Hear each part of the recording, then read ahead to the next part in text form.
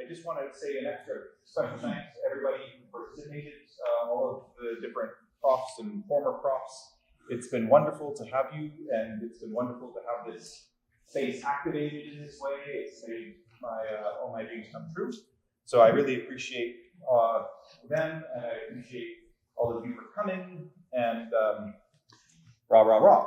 Tonight, this afternoon, I don't quite want to say that we say the best for last, so that might be a little bit rude to the others, but in some ways, there's my curiosity is perhaps piqued by the speakers we're going to hear this afternoon. We have the same kind of, we have current instructor and former instructor, Andrea Gill and Linda Sikora. Andrea perhaps needs no introduction, but we don't want to assume that because maybe there's people who are still just encountering Andrea for the first time. She arrived in Alfred in 1974, and while she was working on her MFA here, she explored Maiolica glazes, for which she then went on to become rather well known and sort of pioneered this technique, which then kind of became rather fashionable in a way. She began teaching here in 1984 and retired in 2017 after 33 years of service to the community. She maintains an active studio practice and continues to exhibit regularly. And her work is just wonderful. So look forward to hearing from her. Linda, what do I have? She's folded. She graduated with an MFA in 1992 from the University of Minnesota and came to the faculty at Alfred shortly thereafter in 1997. Her work is almost exclusively composed of vessel forms, but vessel forms which address functional subjects without necessarily being functional. Her approach is philosophical. I would describe it as philosophical. The word I want to use, which is maybe a bit pompous, is Deleuzian. Ooh. Yeah, so I think her approach to ceramics is Deleuzian, considering functional work as, quote, dynamic objects of a living system. I say Deleuzian in that she is constantly reimagining the categories into which ceramic work is generally played. So a very interesting conversation, and hopefully we'll have some good questions and things all kind of. This morning, and he told me what I should tell you, that most importantly, I'm a wife, although he didn't say that first. He said I'm a gardener, and I should make sure that you all know that I've spent most of my last few years gardening since I retired, which has been wonderful.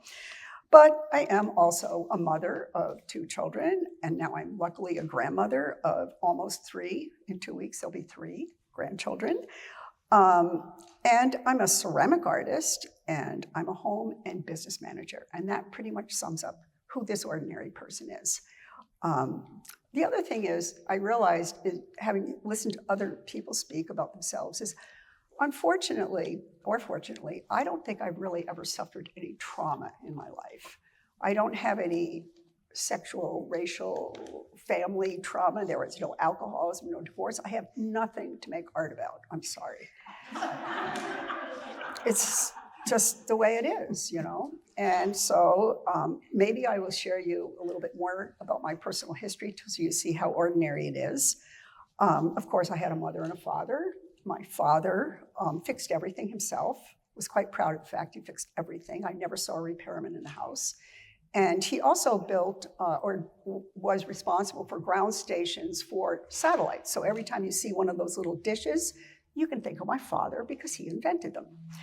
And then, the ground systems for communication satellites. But his previous generations, which will come back into this subject, they were sea captains. And they were all in the Shetland Islands. So very much part of my heritage is the Shetland Islands, which of course, while he was sea captaining, the women were all knitting. So I believe that a lot of my history comes from the women who knit.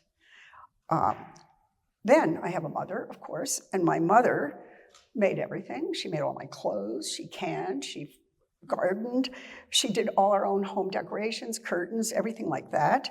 And her family were blacksmiths who came through the Hudson's Bay to Winnipeg and built Fort Garry. Those of you who are Canadian may have heard of that.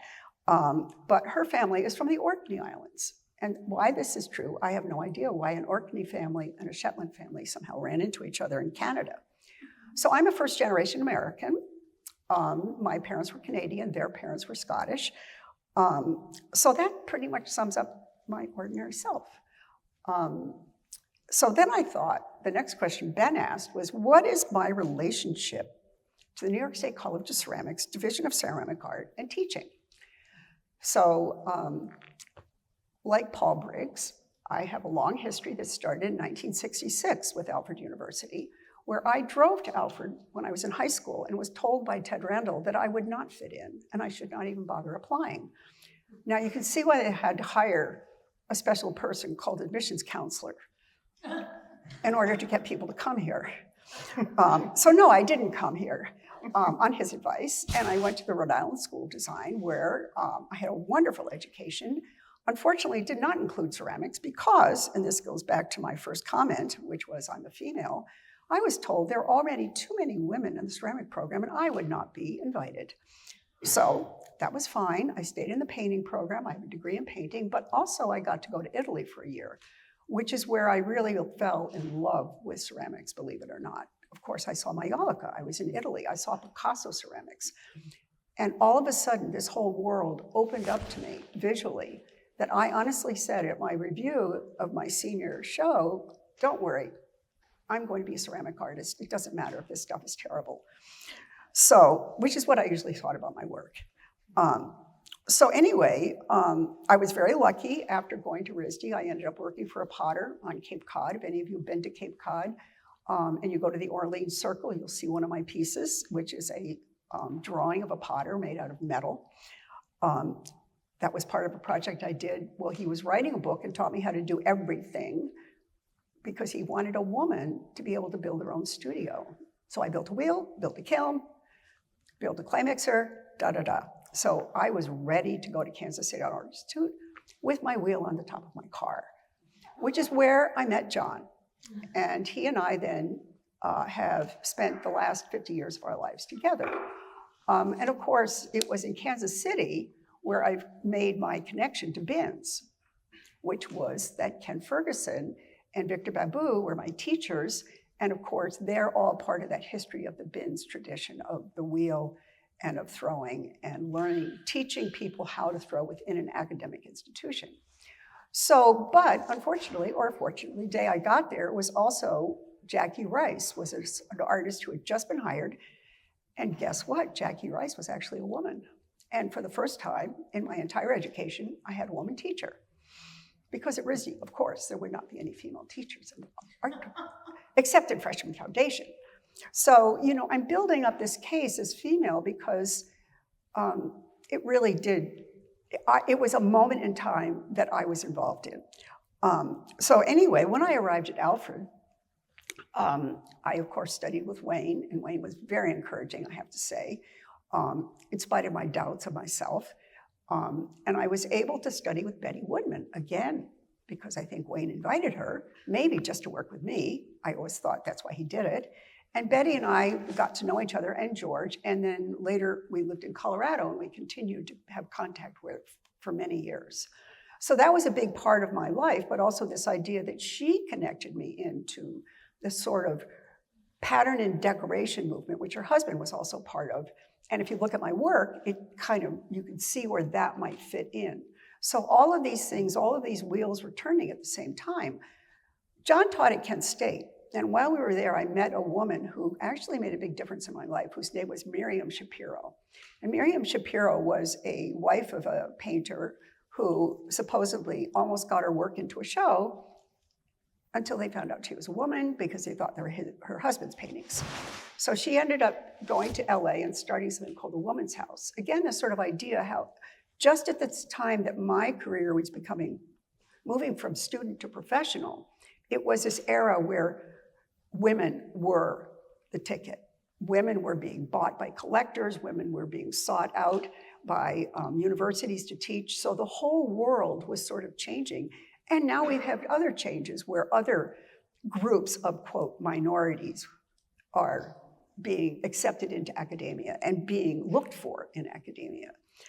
So the best part that happened was when Wayne called and said, "You want to come back to Alfred?" And I immediately said no. And John immediately said yes. We came back, and Wayne had figured out that we could each teach half the year, which we did. Of course, John managed to figure out how to teach the whole year.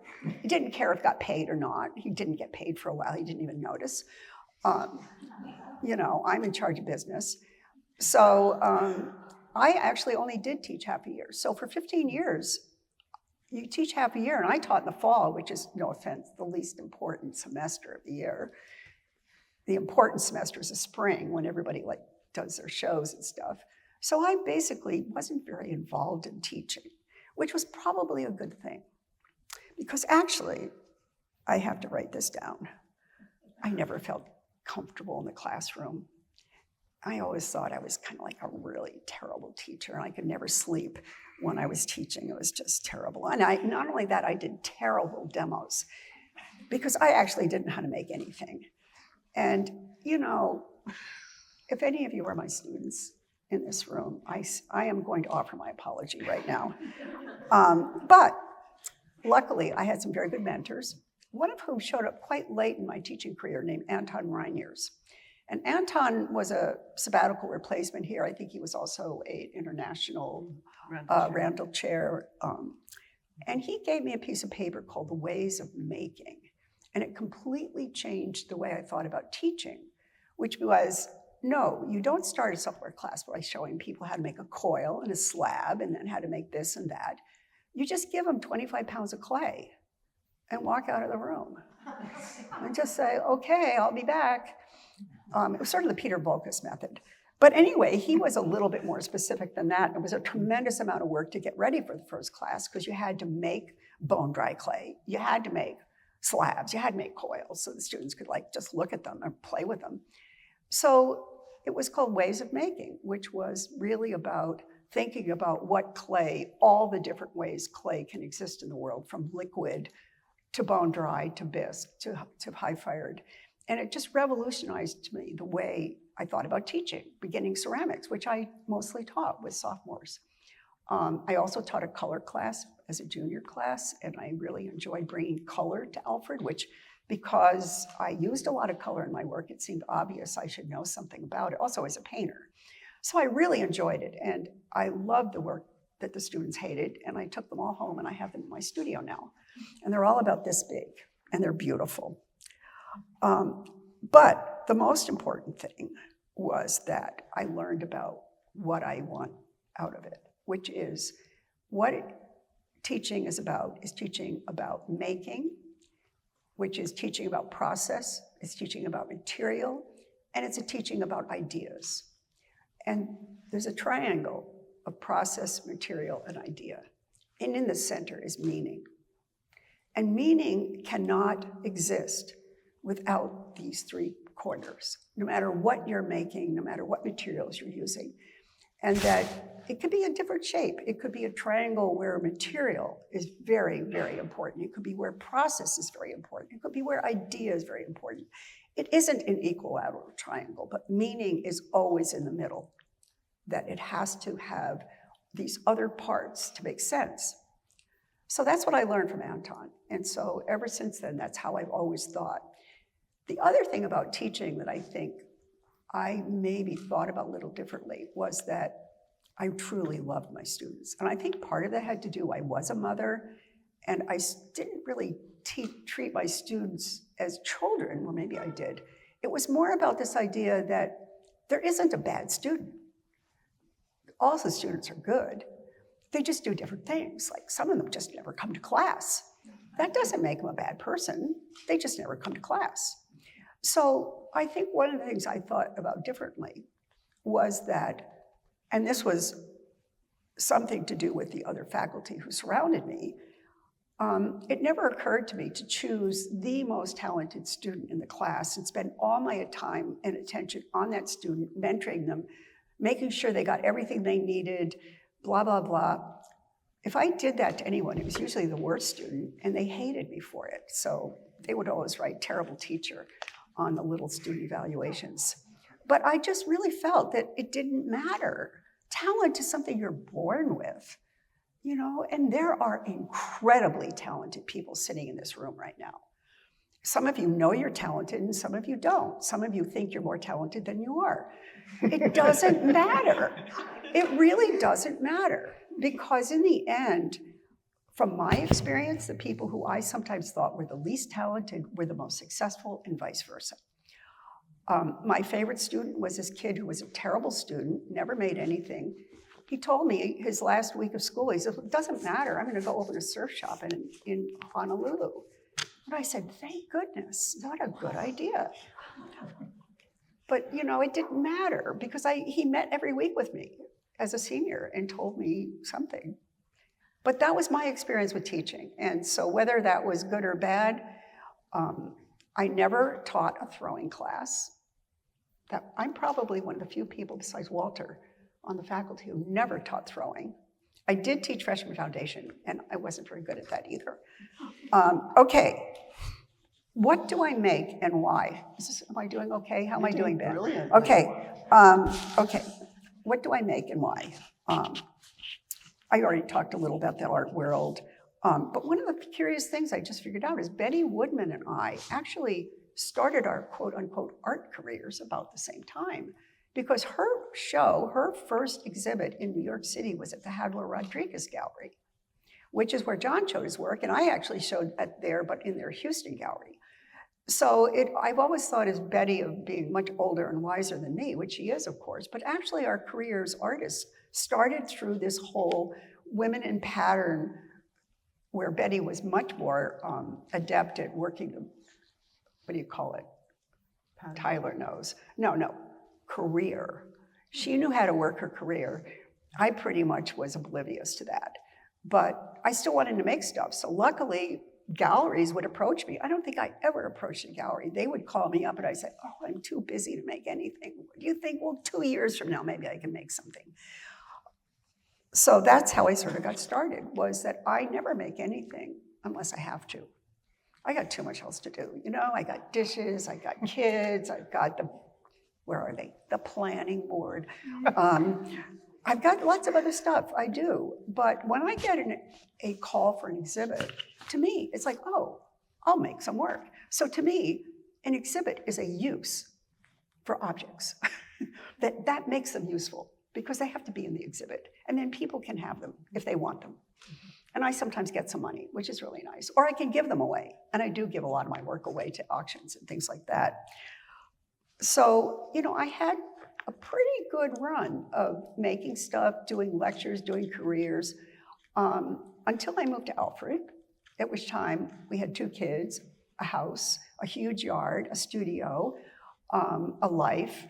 And I was still doing quite a bit of traveling, doing workshops to talk about Maiolica, which is on the lady over there, in case you're wondering what it looks like. And I thought Nikki's piece had Maiolica on it, but it's actually fake Maiolica, a little bit.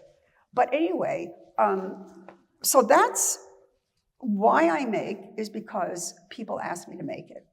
For instance, I started slip casting because my daughter wanted me to make centerpieces for her wedding. And I've continued on that project, which is hilariously difficult. Do not try slip casting red clay. But that also brings me back to this sort of question of the woman. Like, it seems to me women tend to make things for their daughters' weddings. I'm not sure how many men do that, maybe they do.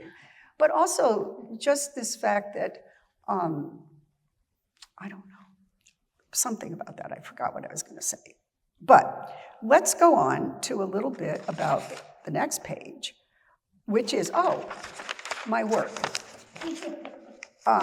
It's very connected to what you call women's crafts, which would be embroidery, knitting, stenciling, pattern making, and painting on ceramics. And you know that painting on ceramics is a huge, huge industry. Actually, not just in America. In France, you can take a class at Sèvres and paint china and learn how to paint china. But china painting was a huge hobby for women. And so, you know, this sort of placement of women, and of course, Marcia Wichtman is sitting over there, and she's a wonderful potter, but I would assume that she doesn't consider herself to be nationally famous She's just a potter and making wonderful work, by the way. If you want to see it, go out over to the Wellsville Art Center where she works. But this sort of thing between hobby and professional is so different in the ceramic world than it is in painting. There's no such thing as a hobby painter. We have painters. But in ceramics, we talk to each other. We all go to NCEGA together. We all use the same materials, and gosh darn, we all have the same things we hate about clay. And I said that for Wayne's question, what do you hate about clay? So connected to women's craft. And then this whole idea that I was in a program in Kansas City where everything was brown or Sung Dynasty. And I decided I was going to use red clay and I was going to make terracotta. And I gave it a very feminist thing, like, well, when they started using porcelain, men took over the process, but terracotta is what every indigenous, every, you're supposed to use the word primitive, but every culture where women made work, it was made out of earthenware because that's what was in the dirt. That's what was there. So I had this sort of political stance about earthenware, but the truth is I just like it. I like the way it feels, so forget about politics. But if you look at this work over here, which most of you can't see, how am I doing, Ben? Can I talk a little longer? You agree? A few minutes, okay. Well, there's the fish box, there's the tall vase, and there's the figure. And the fish box is an example of something that is totally central to my work, is that I copy everything. That box is actually a copy of a tackle box that was in a show in Akron, Ohio, part of the Campbell collection, and it was a tackle box as a folk art piece. I mention that because somebody actually wrote me a letter and said, did you know that you copied that piece? So that's number one, is that I copy everything. But this particular piece was made in Minnesota, or made from a series of works I started in Minnesota because I had a residency. And of course, my daughter got chickenpox during that, and my mother had to take over. But I also was studying canoes in Minnesota. So that whole thing came up all what I thought. Also, it had to be horizontal because all my work was way too vertical. And so those were an assignment I gave myself. So for a whole month, I did the Fishbox series. Then I came back. That was in 1983, to give you an idea. So my daughter would have been 3 years old. The next oldest piece is the tall, skinny thing. And my work tends to be too tall and skinny. So that's why I made the little short guy. But the reason I was able to make that piece is that I had a kiln that Dave Fredrickson built for me that was 4 feet high and had wheels on the floor, like I think you have one in the studio. And that completely changed my work. And so that piece was part of a series I did for a show I had in Michigan, where all the work was really tall and skinny. But also, it also gives you an example of the surfaces that I was working on, which had to do with this patterning, or what you might call motif. A motif is the little doodad. A pattern, in my case, doesn't really exist because patterning is supposed to be on a grid. And my grid was the shape of the piece. And the patterning was very much in relationship to the shape of the object. And I would spend an inordinate amount of time trying to figure out how to do that. And then, like, some of those lines, like, they're just scribbled on there, I would actually scribble for an hour on paper. And then when I finally had a little line I liked, then I'd make a stencil of it and paint through the stencil with a little brush. So it's this combination of sort of very precise work and also just like, just sort of letting it happen because I love to draw. So then, is there anything else about that we need to say? Oh, I know. It also sort of shows something, the other influence, which is Matisse paper cutouts, which were very much, some of them were very much about, the paintings that were like paper cutouts had very much a grid pattern underneath the ornamentation, and then all the patterning was on top of that. So this idea of the architecture of the object, the architecture of the color field, and then the spontaneity of the decoration on top was all this stuff that had to mingle together all the time. And of course, when I made the piece, I had no idea how it was going to be finished. In fact, I would probably, sometimes I wouldn't even have a single idea before I started. So Anyway, but they're big enough also that I felt that I could really play with the surface. So then the last piece back there was made in 2012. And again, this sort of shows my personal kind of connection to my work, which is, that was a copy, again, I copy everything. That was a copy of a drawing my daughter did in 3rd grade of her friend Shanley, who was actually Wally Higgins' granddaughter, or who was my daughter Katie's best friend. And I have this drawing in my studio. I had it in my studio. And actually it looks just like that piece. Only the mistake I made was the wings, which I thought were angel wings, were actually a chair. But that also is this, if you want to look at Maiolica, part of it is this engobe surface, which I've used on these larger pieces, which also then has a little sprinkling of little fairy dust on it that's actually a shiny glaze. But it also sort of shows how you can use this Maiolica. But I've just been given the moment. I don't think I have to say anything else. You can ask me a question later, and I might have the answer on this paper. Thank you.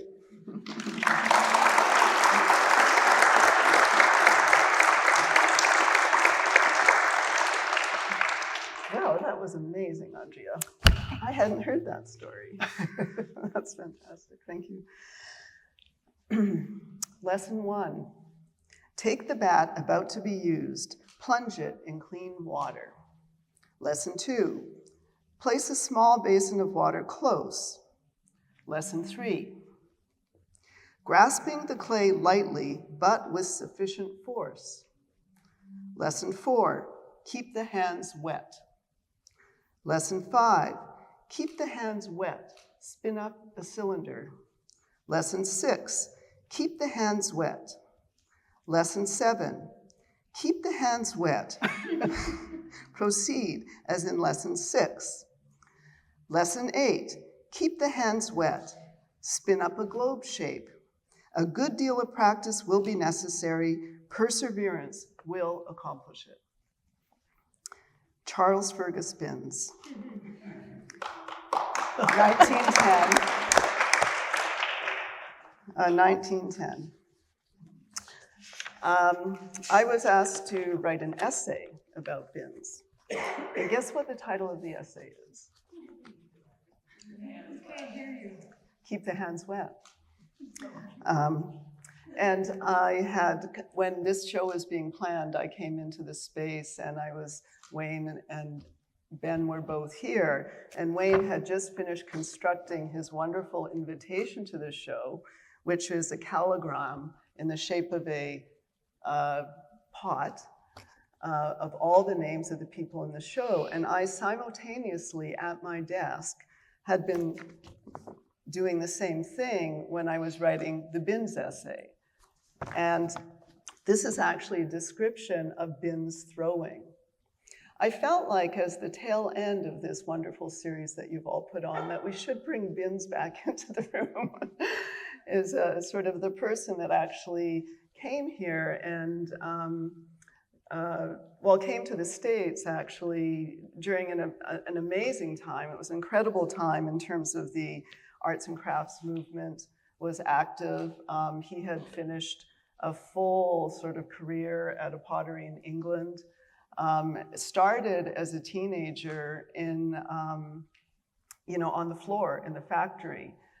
His father was managing and ended up going all the way through these processes, eventually was doing sales and marketing, and finally, when it was sold, it was the Worcester Porcelain Works in the UK. When that was sold, then he came to the United States.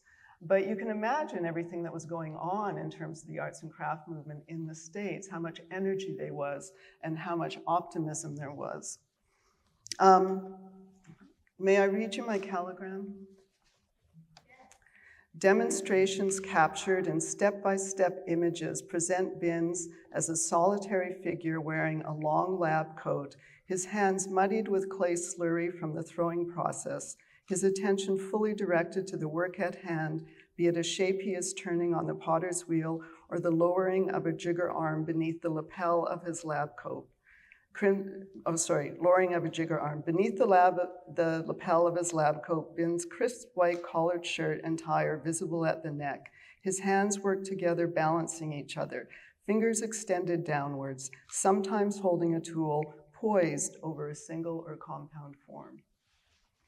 So when I came into this show, I was quite,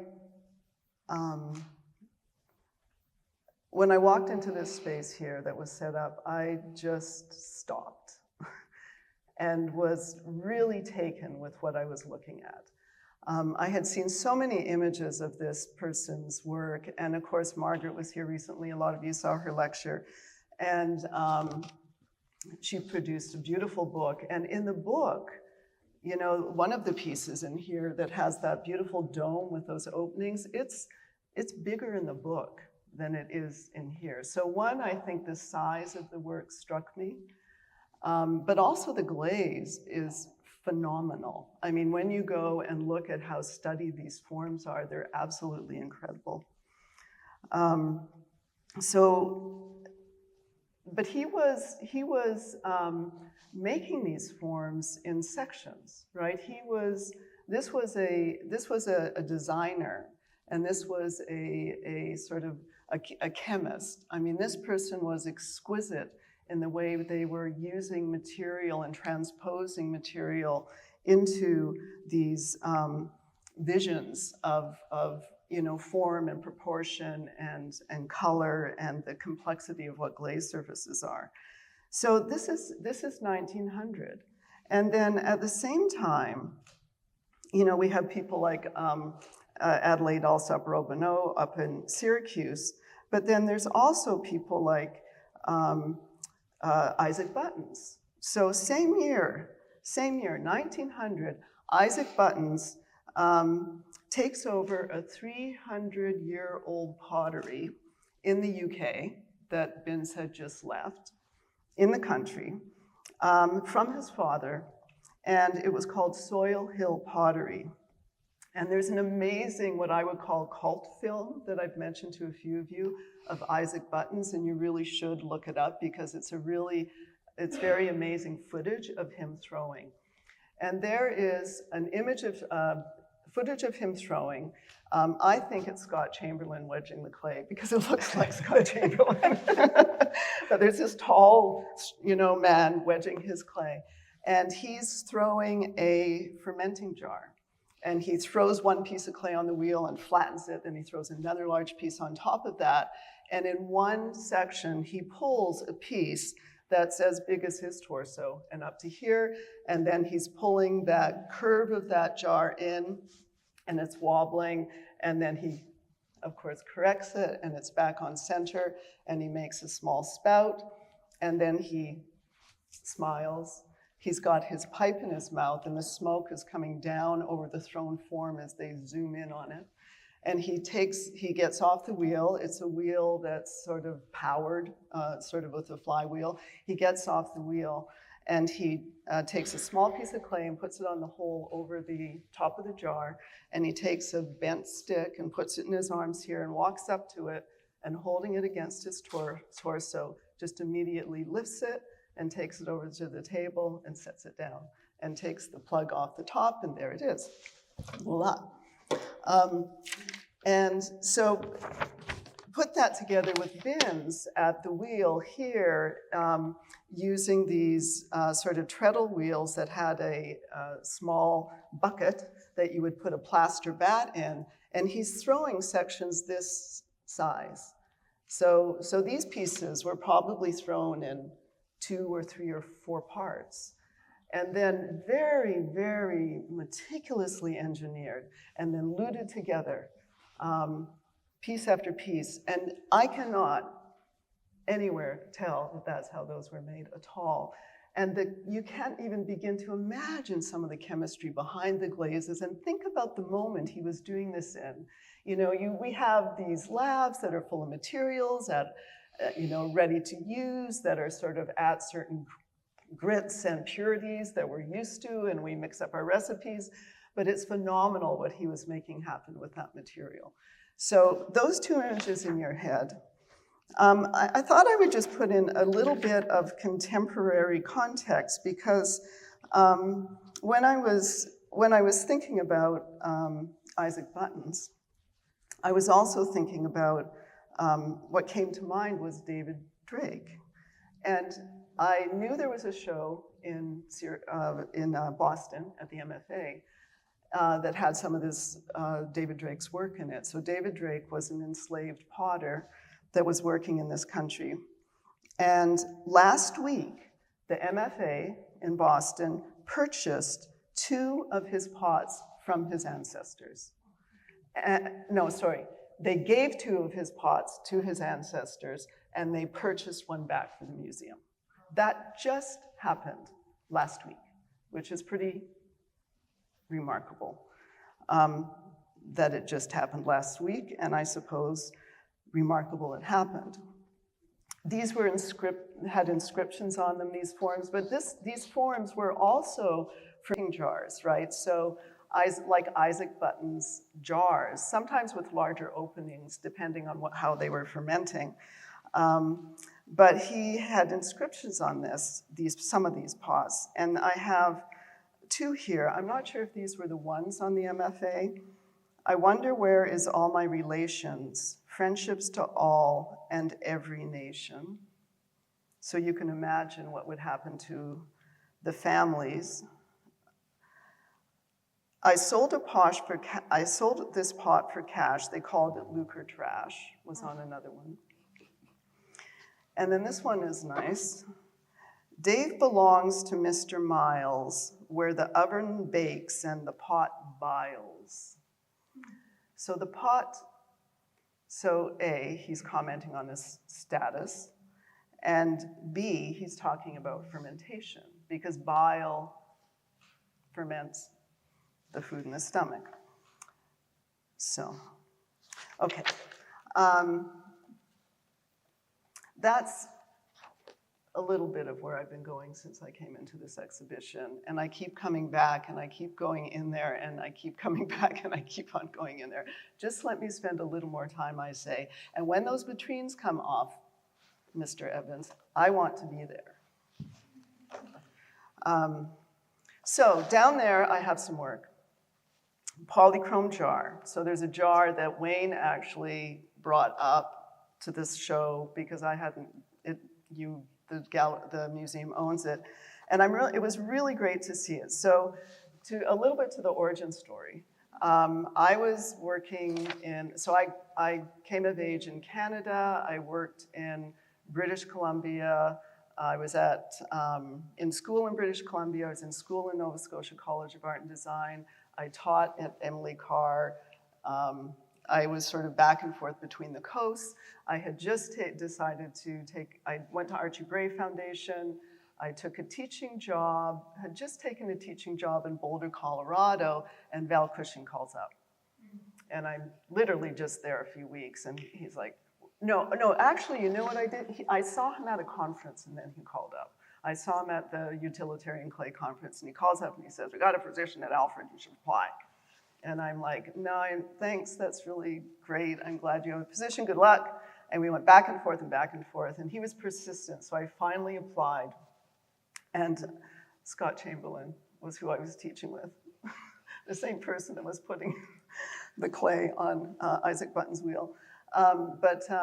Anyway, so that's how I ended up at Alfred. So I came and interviewed, and it was a pretty magical place to be. And I have to say, I couldn't imagine surviving and having a studio in Boulder, Colorado. It was just so expensive out there. So all that keeps on coming in, regardless of whether or not you're teaching. So I'm not sure how I got onto the thing about Boulder, but so I thought I should throw in a little bit about the teaching. But with the polychrome glazing in that jar, one thing I think about with the work that I'm making now is service, storage, and display. These are 3 ways in which the work is in the world. So this idea of things serving, right? You can use them as service, or they serve. This storage, when I think about store, I guess the polychrome jar, I would think about store, and it's a type of a stillness, and you know, these things are gestures, right? To serve something, to store something, to display something are gestures. And they're not just gestures in the household. They're actually gestures in the world, right? The way we are in the world, the way we sort of, the way we serve others in the world, in the greater community, the way we sort of put ourselves out in terms of culture and engagement.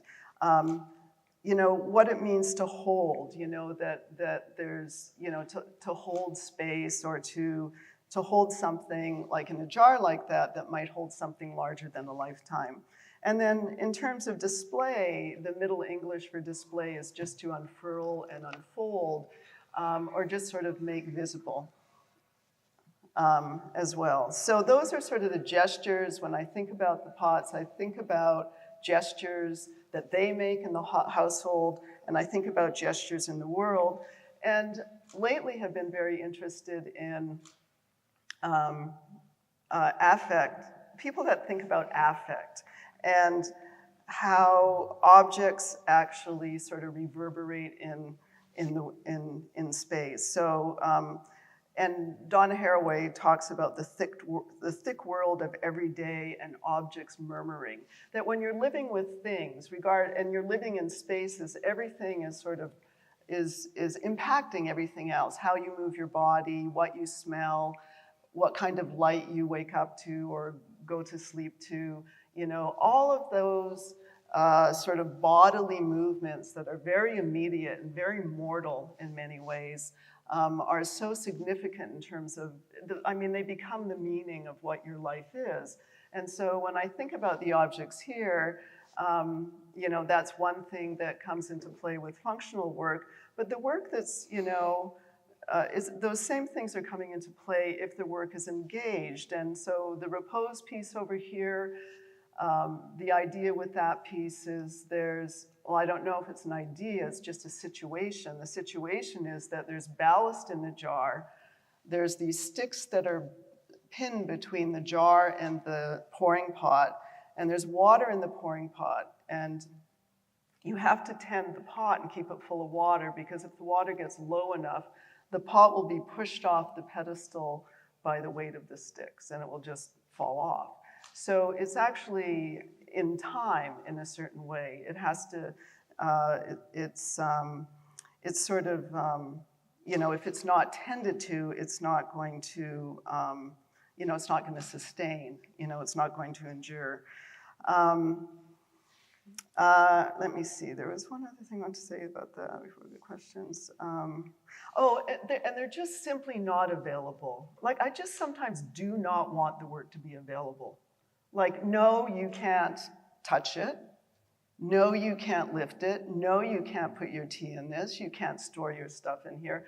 I want it out of reach and unavailable as well. And I think this series is happening because of that, because that's really more truthful to the nature of how the objects actually thrive or sustain or exist, is that they move in and out of sort of engagement. That's what they're really doing. So this, I think, is represented.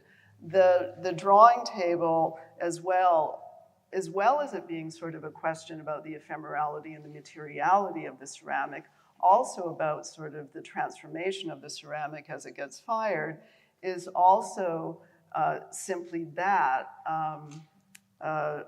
a piece that sort of allows you to maybe engage something about the process, perhaps even become the maker of it.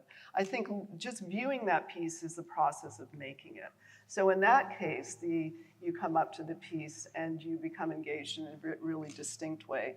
So I appreciated Wayne bringing that pot up, and Ben, because I think that was sort of the third part of this, trio of different ways in which the work can happen. And I think that's probably good for me.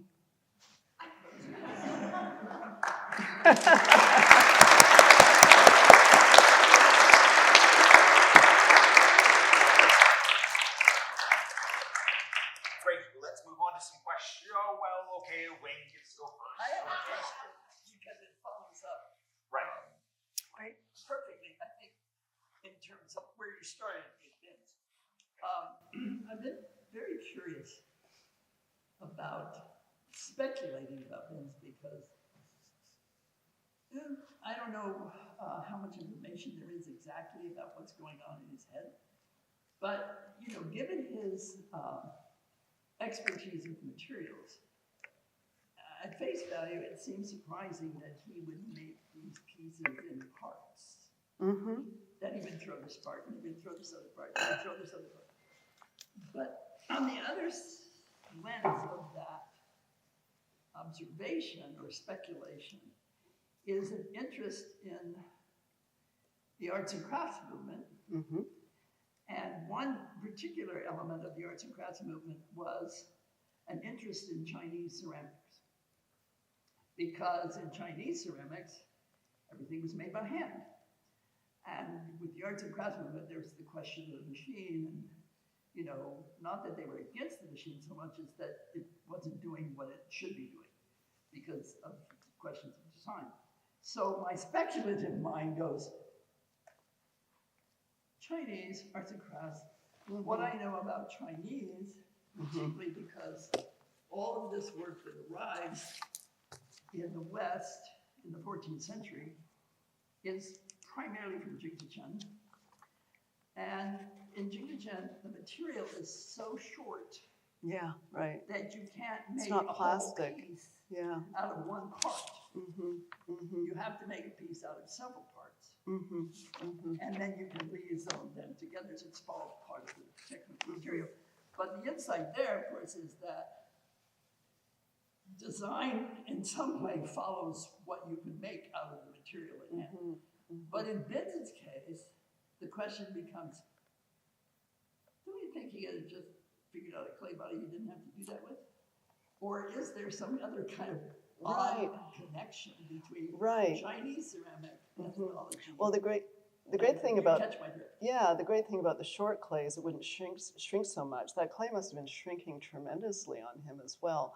But yeah, I think that it had to do, I guess, with this factory training, and I think with some idea of this very carefully studied, composed form, and they were prototypes. I mean, really, they must have all been prototypes and probably one of a kind.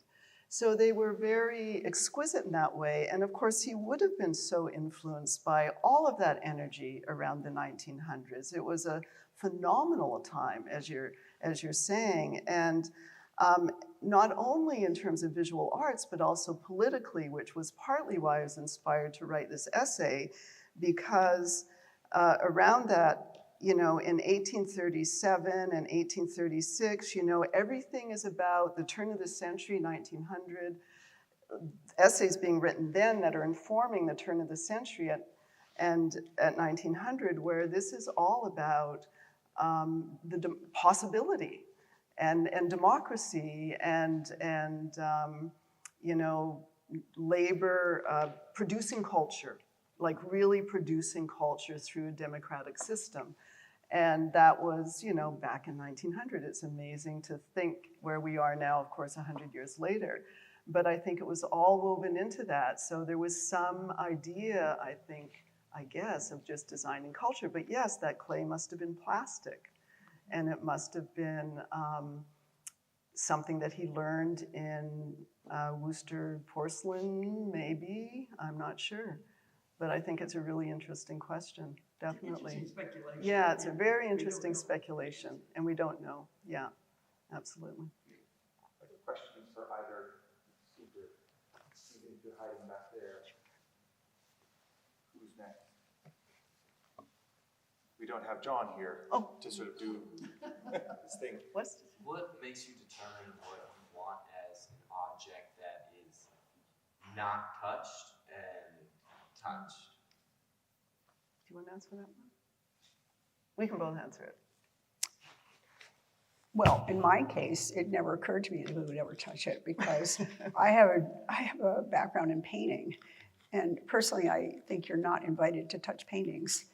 And, but I do make pottery as well, which goes in the dishwasher. And so to me, it's two very separate things. I make ware that is only for touch, and use and putting in the dishwasher. And then I make large sculptural pieces that it doesn't hurt them to touch them, but that's certainly not part of the purpose of the object. The purpose of the object, in my case, is to create a moment where whoever is potentially viewing the piece, I always think it's all about some sense of meditation or joy. And it's not about politics. It's not about trauma. It's just about trying to find that space. But that's my answer, is that no, you don't touch, or you just throw it in the dishwasher. Like trying to find just beauty. Beauty is a difficult word because I think joy is quite different than beauty. I think beauty is very judgmental sometimes. But this idea that one can enter some sort of sense of peace rather than beauty, some sense of joy rather than happiness. I mean, these words all have different meanings. But that has always been, for me, the purpose of my work. But I have to say I didn't know that when I was making it. That was something that only became relevant to me when people started asking me, what's your work about? And I say, I don't know.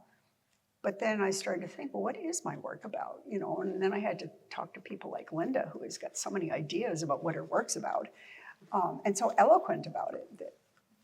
Well, I think some of my ideas are more abstract in a way. I'm not sure, but in this case, I mean, I could, when I undo all of that and take the water out and remove the sticks, of course, that's a pretty nice object that you could use.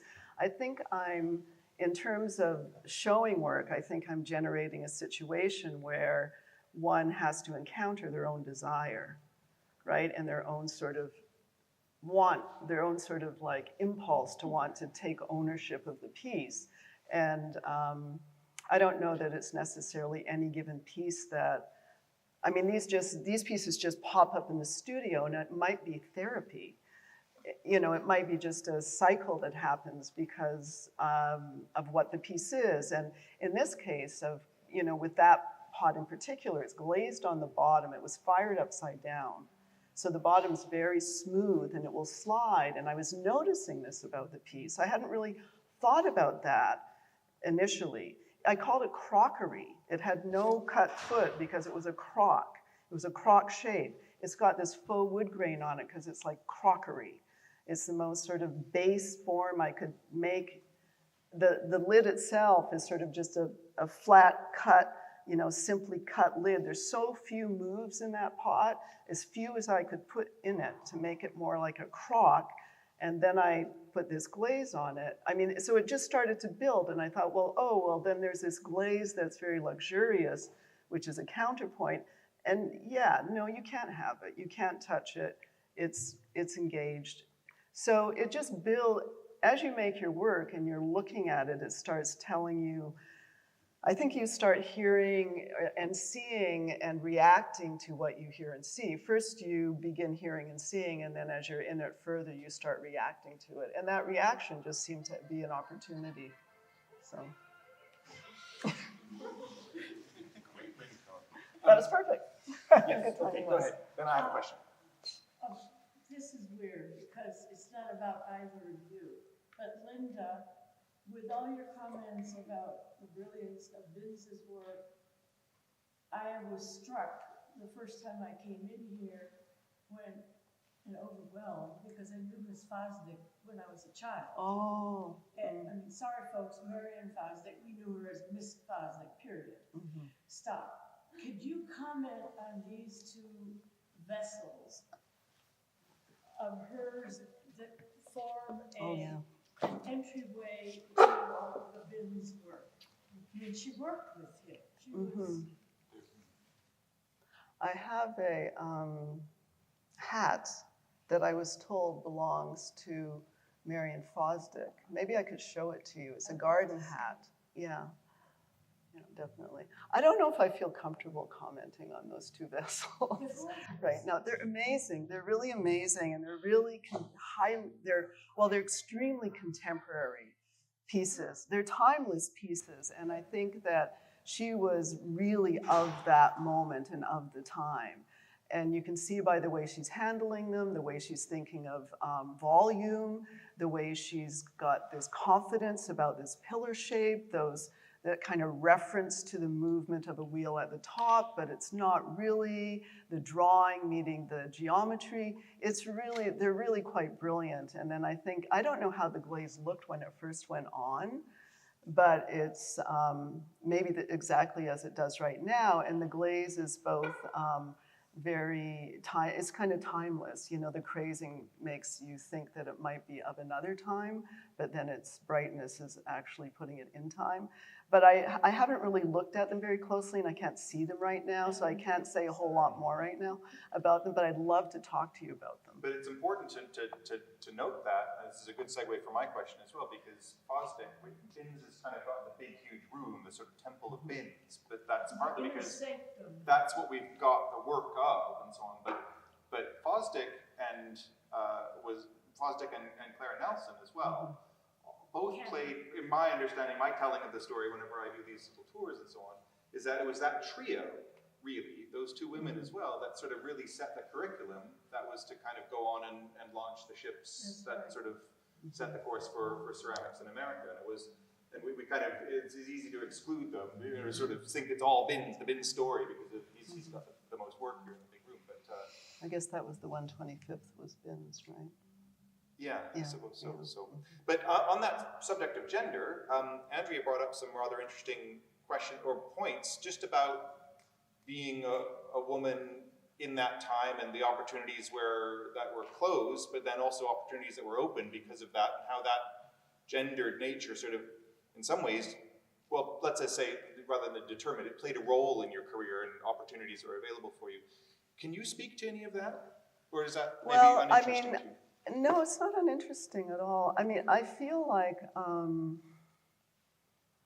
I was maybe on the tail end of what Andrea was on the front end of. I think there was still fewer women in academia and full-time teaching jobs at that point. I think maybe too, I mean, certainly the genre I was working in impacted because I was being pulled into programs where they wanted to keep a breadth of genres, and they were looking for someone that was really involved in the genre and going to stay involved in that. But very clearly there was a very sort of overbearing masculine presence as I went into I worked in a number of you know, between Ohio State and Boulder and, you know, the various places, Emily Carr, various places I taught, there was an overwhelming presence that was still just, it was just, times were changing, but it takes a while for institutions to actually turn over. So I guess it was turning over definitely, and continued to afterwards. Yeah. Well, I could continue on that theme, I suppose. But yeah, it's a big one. Other people, other questions? Oh, okay, yes, you first. I've noticed that, like, in a lot of the talks with, like, both of you, there's always this kind of, like, and then I was called by them, like, Oh. like, questioning is like, that kind of, like, culture about, like, if you're known, you can kind of, like, get into places and people recommend you. Do you think that's going to keep happening, or now that there's so many people making it, it's going to end? I think the quality of your work is the top. Can you repeat the question? Oh, sorry. Lily's asking about this sort of like this theme of saying I was called, right? I was called to do a teaching job, or I was invited to go here, and that still does happen because of community, right? You can just see how, you know, all of you are building community now that will stay with you for the rest of your lives. But so I think that always is there to a degree. But I also think, I don't know, Andrea, you might have an idea about that. I also think it's just a much more, there's more conscientiousness about really pulling people in from everywhere. You know, Andrea was talking about that at the beginning of her talk, but also just in terms of sensibility. So it's really, you know, I think, so yes, I think it's a much more open field, and I think the quality of your work not the genre, not the style, not the oeuvre, but the quality of what you do is really what matters. And I think your engagement in discussing, sharing, thinking, speaking, teaching about it. So I think that that actually really does rise to the top. Would you say? Yeah. More so now. I mean, the field's Yeah. much bigger. The field's, yes, it's much bigger. It is important to have good teachers. And I would say part of the reason that Linda and I are sitting here is because we had very good teachers. Not just that we were talented artists, but we had very good teachers who taught us how to think and how to talk and how to make. And so it gives you a huge heads up. And actually, quite honestly, everybody sitting in this room, you will find out when you leave this area that you have that, and not other people might not have that. If you've been paying attention and listening and including yourself in the dialogue that goes on. So I would say that is probably more critical, and that's how you get in these inner circles, is you excel at every level. Like right now, she has a daughter that's excelling in the violin. And, yeah. So, I mean, in a way, her daughter is in the same position in that, yes, people know who she is, even though she's only, 17 or 18. And, that's just because she's so talented. She's sort of so much more talented than the average person her age. And that's how it works, And then, of course, there's very talented people that, for reasons of personality or reasons of physical or mental disabilities, aren't able to realize that. But then there's people like my husband, John, who is incredibly talented, but also has quite a few disabilities that he was having to overcome. So for him, it was a very different story. Yeah, I think that's a great comment. I think, depending what you're going to, what you're applying to, right? What you're applying to. But if you're a serious maker, serious creative, and I don't know, I feel like stuff happens, energy flows. There's still also, there's all kinds of things that that question brings up too, about the standards of success and the space within, particularly within ceramics, rather than within, we talk about a monolithic art world that doesn't exist, it never has. And so in ceramics particularly, there's all kinds of places, there are all kinds of communities, and so defining, how, I don't know, there's probably some pretty good reasons why some people get called for things and others as well. That's a really complicated conversation. Yeah. Anyway, but there was one more question back there, and then maybe we're going to have to wrap it up. Did you expect to be teaching at the beginning of your career, and how is teaching affecting your personal practice? I can be really quick on this one. I had no interest in teaching.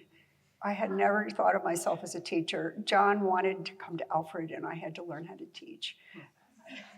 I started teaching swimming when I was a teenager, and then I tutored math.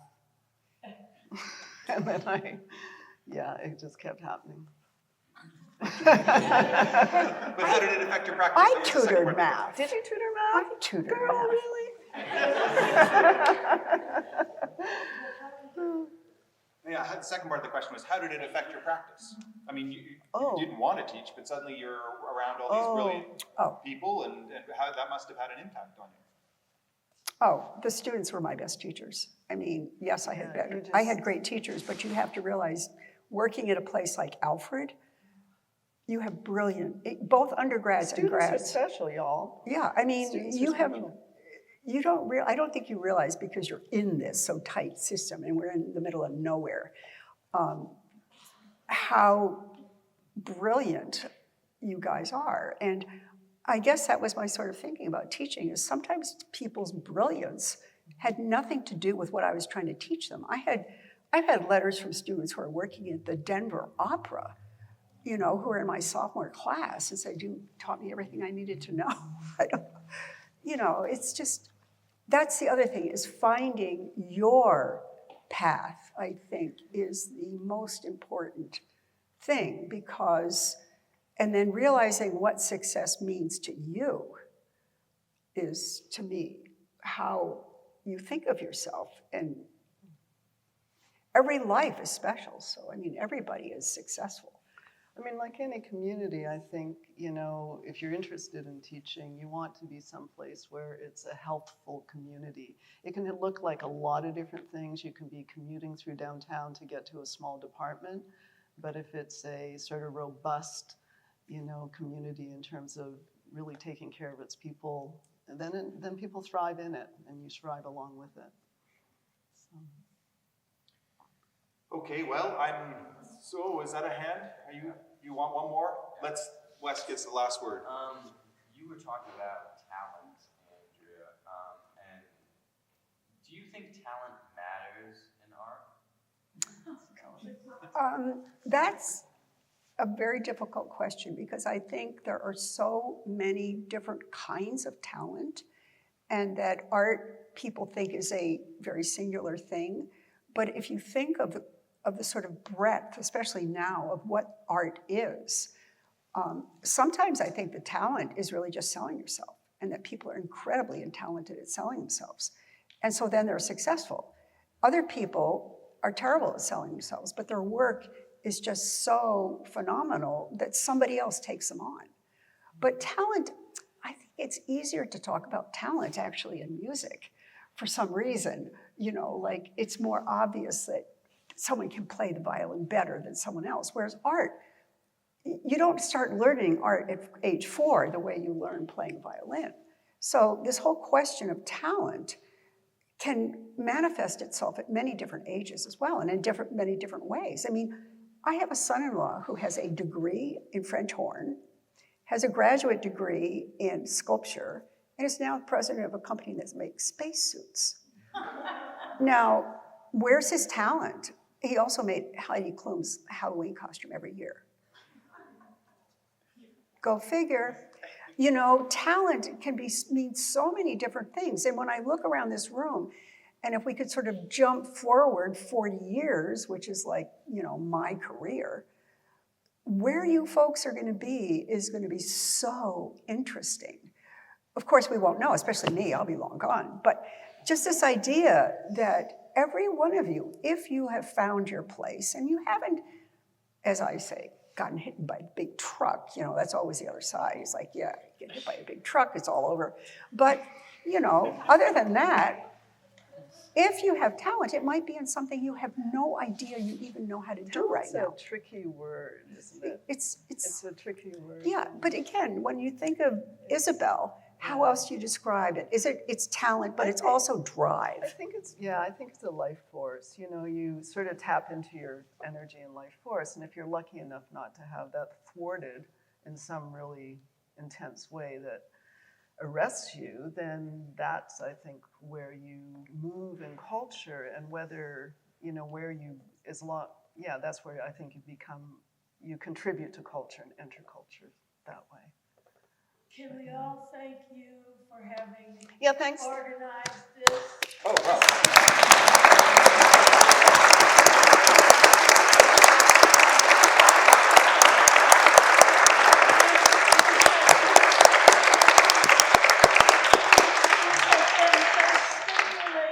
And uplifting. That's very kind of you to say. Yes, I've had good feedback. Thank you very much. Thank you all for coming again. We survived. Thank you all for coming. We survived.